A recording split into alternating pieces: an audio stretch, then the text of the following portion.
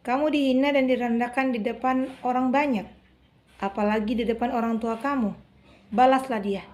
Balas dengan pembalasan yang sama setimpalnya. Hari ini aku akan berbagi testimoni seputar keajaiban aku ketika aku dihina dan direndahkan habis-habisan di depan orang, dan orang itu adalah orang tua aku sendiri, suami aku sendiri, anak-anak aku sendiri. Namun posisinya di waktu itu aku tidak melakukan kesalahan sama sekali. Namun alhamdulillah, dengan satu jurus yang kupakai ini, alhamdulillah Allah bayarkan langsung seketika. Apakah ini? Mari kita simak. Hai, assalamualaikum warahmatullahi wabarakatuh. Salam pejuang keajaiban.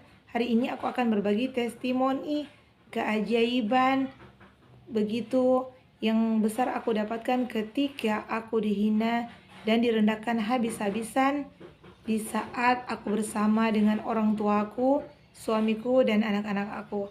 Kamu penasaran? Sebelum kita lanjut pada kisah testimoni ini, sebelum itu bagi teman-teman, saudara-saudaraku di luar sana, dimanapun kalian berada yang ingin mengirimkan testimoni, bisa kirimkan ke nomor WA aku 082195054507. Insya Allah akan aku sharingkan dan aku bacakan kepada teman-teman semua agar mereka bisa mendapatkan kisah inspiratif, agar mereka bisa menjadi pejuang keajaiban yang sama.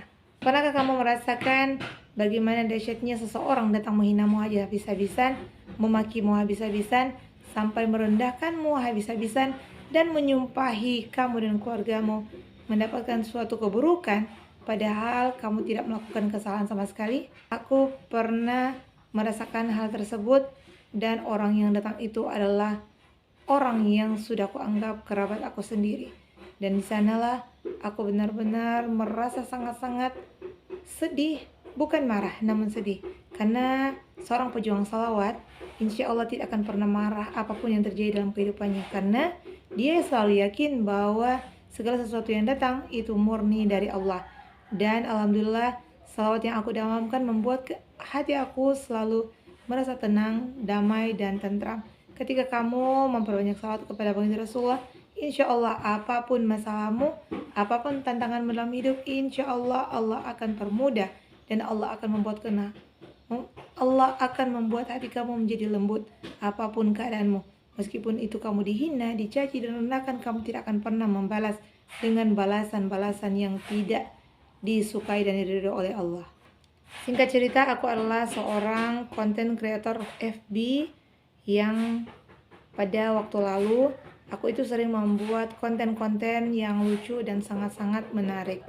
Dan alhamdulillah, ketika aku membuat konten-konten itu, banyak orang yang sering tertawa dengan konten-kontenku itu. Namun aku merasa tidak terlalu cocok karena ada saja halangan-halangan ketika aku melakukan konten-konten yang seperti itu, hingga akhirnya aku berpindah haluan dan diberikan petunjuk Allah lewat konten YouTube ini.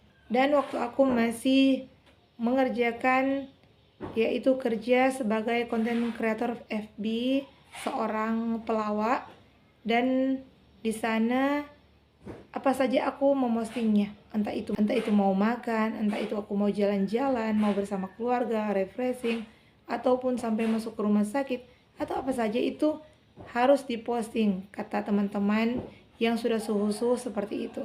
Sehingga suatu hari ada 2 orang anak yang minta aku potret dan minta aku masukkan mereka ke FB aku lewat status aku. Posisi ini anak-anak ini sedang jualan pisang goreng oleh seorang janda. Orang janda itu meminta mereka untuk menjualkan pisang goreng beliau kepada kedua anak itu, nanti diberikan upah atau gaji, biasanya disebut di Manado. Kalau di Jakarta mungkin disebutnya gorengan, ya seperti itu. Namun di Manado itu disebut pisang goreng, dan mereka itu dimintai untuk menjual. Jika sudah habis, pisang goreng tersebut akan diberikan upah oleh ibu yang sudah janda tadi. Dan ketika mereka jualan ke aku membelinya. Alhamdulillah waktu itu, biarpun hanya sedikit, karena Islam mengajarkan kita ketika siapapun yang ingin berjualan kepada kita, termasuk anak-anak, kita harus membelinya meskipun itu hanya sebatas untuk membahagiakan mereka saja. Dan setelah itu mereka minta aku memotretnya dengan kamera yang aku pakai. Setelah itu mereka meminta aku untuk memosting mereka di Facebook aku, katanya agar bisa mereka dilihat oleh orang-orang. Dan aku memostingnya dengan kata-kata sebagai seorang pejuang, anak-anak yang suka berjuang mencari rezekinya tanpa harus membebani orang tua. Namun aku tidak pernah tahu dan tidak pernah sangka seorang ibu dari anak tersebut malah tersinggung dengan apa yang aku bagikan. Sampai suatu malam, dari postingan itu sudah beredar sudah semenjak 3 hari yang lalu, dan dia datang tiba-tiba pas di waktu habis maghrib, dan posisi aku masih sementara mengaji yasinan, karena begitu aku sudah sakit yang sudah sangat-sangat lama, yaitu sakit non medis. Aku menemui pakar ruqyah dan mereka menyarankan aku untuk dirutinkan tanpa putus membaca surat yasin setelah habis maghrib, sebelum di antara maghrib dan isya. Bacaan surat yasin itu sudah harus selesai, dan berdoalah insya Allah, kata ustadz-ustadz tersebut, maka insya Allah Allah akan memberikan kamu petunjuk demi petunjuk. Dan itu memang benar adanya. Singkat cerita, di posisi aku masih sementara proses mengaji yasin, baru mau masuk pertengahan, tiba-tiba aku mendengar ada suara-suara teriakan dari luar rumah dan mengamuk. Namun posisinya aku masih baca, jadi aku tidak berdiri. Yang melihat itu hanya ayah, ibu, dan anak perempuan aku yang waktu itu berumur 18 tahun. Tiba-tiba rumah itu didobrak oleh dia seorang perempuan yang masih sedikit muda daripada aku, dan dia memarahi aku, memaki aku, mencaci, dan segala kata-kata yang buruk, sampai dia bahkan ingin memukuli aku waktu itu. Biasanya yang aku tahu, ketika kita bertamu ke rumah orang, kita mengucapkan salam terlebih dahulu dan bertanya. Jika pertanyaan itu memang sangat-sangat merasakan hati, maka bertanyalah dengan cara-cara kebaikan, ya secara Islam. Semisalnya punya adab masuk ke dalam rumah orang. Namun hari itu beliau entah dengan kenapa dia sudah datang mengamuk di rumah aku, dan pokoknya semua proses itu sangat-sangat menyayat-nyayat hati. Dan alhamdulillah aku tidak marah. Posisi masih membaca surat yasin, terpaksa aku harus berdiri karena orang tersebut sudah sangat-sangat dekat arahnya dengan aku. Posisinya hanya berjalan beberapa langkah ke depan. Dan ketika aku bertanya, dia malah marah dan memaki-maki aku. Katanya aku dengan sengaja memosting anaknya untuk merendahkannya. Aku berkata kepadanya, apa yang bisa aku rendahkan? Aku hanya memotret dan memasang foto anak-anak itu, dan aku menaruh captionnya di atas, mereka adalah anak-anak pejuang karena mereka tidak mau membebankan orang tua. Dan di saat itu aku merasa juga salah, karena kenapa juga aku memosting dengan caption seperti itu. Dan di saat dia memarahi dan memaki aku hanya tersenyum dan aku doakan, ya Allah, ampunilah dia, mungkin dia tidak tahu, dan maafkanlah kesalahannya. Semoga Allah berikan dia keberlimpahan, kesehatan, kebahagiaan, kemakmuran. Di saat waktu itu, di saat dia marah-marah kepada aku itu, dan aku berdoa, posisi Al-Quran masih terbuka dan aku hanya membatin doanya di dalam hati. Ketika dia ingin berkata untuk memukuli aku waktu itu, ibu dan putri aku itu langsung berada di depan untuk menghadang dia. Namun aku hanya berkata, biarkanlah dia. Mungkin dia tidak tahu apa yang dia lakukan. Namun ini bukan cuma proses yang pertama kali, dia memang berulang kali sering datang menyerang aku seperti itu tanpa sebab yang jelas. Setelah itu dia mulai marah dan dia pergi berlalu begitu saja tanpa ada kabar. Namun aku terus saja pada pendirianku, mungkin dia tidak salah, mungkin aku yang salah.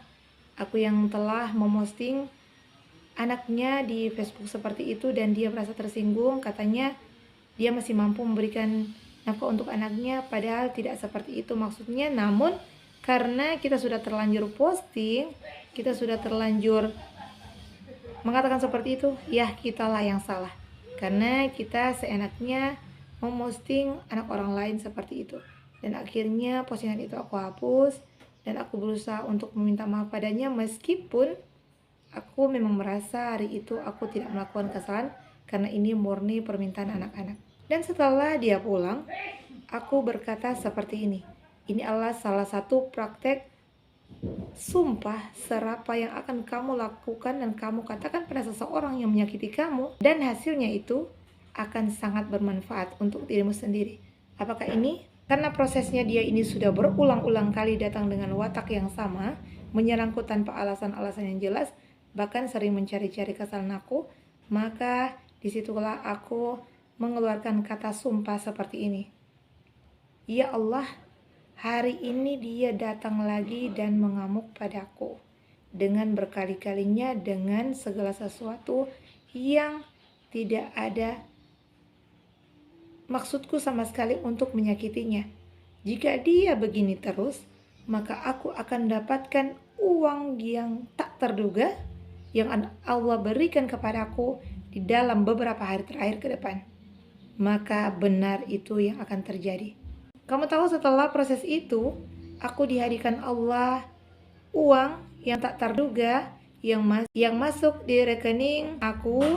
Alhamdulillah luar biasa dahsyatnya, dan itu hasilnya sangat-sangat fantastis. Aku tidak pernah menyangka akan diberikan Allah rezeki sebesar itu karena modal kezaliman yang diberikan orang kepadaku. Aku tidak membalas, aku mendoakannya dengan doa kebaikan dan aku menyumpahinya dengan sumpah seperti itu.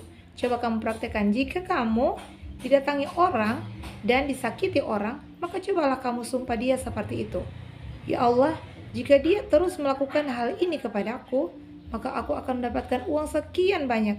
Kamu lihatlah, itu akan terjadi. Karena apa? Posisi kamu dizolimi, maka doa-doa kamu itu akan siap dikabulkan oleh Allah.